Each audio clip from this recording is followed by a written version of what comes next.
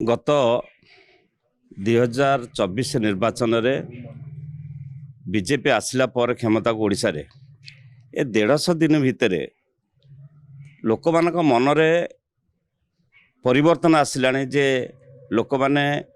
एबे अनुभव कले से माने बीजेपी को भोट दे भूल कर गोटे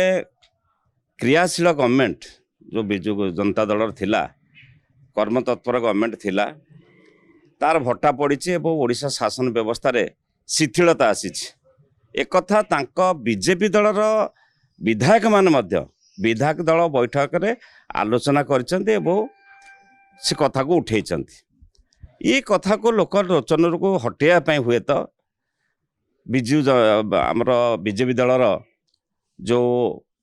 कार्यपंथा हेछि एवं माननीय प्रधानमंत्री आसचंती तांको बीजेपी कार्यालय जो कथा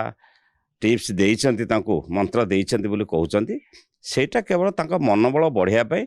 कारण लोकमत खसुची ओडिशा रे बीजेपी दल प्रति थिबा मानसिकतार अवक्षय होउची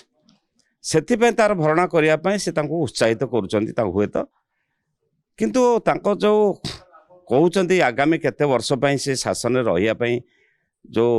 मंत्र देइचंती यार कोनोसी प्रभाव बिजु जनता दल पर नाही बिजु जनता दल तांको निजस्व स्टाइल रे काम करूथला आज भी करूची एवं आमे एबे भी लोक मानक सहित अछु आमे परसेंटेज रे अधिका भोट मध्य ओडिसा रे पाइछु 51 सीट मध्य आमे पाइछु विरोध दल रे एक दृढ़ विरोध दल हिसाब रे आज काम करूची बिजु जनता दल एवं आगामी दिन में आमे आहुर उत्साहित आम कर्मी माने गाँ गहल आरंभ कर सहरांचल पर्यंत से माने एबे भी माननीय पूर्वतन आमर मुख्यमंत्री नवीन पट्टनायक सांगे थिले एवं एबे मध्य अछंती।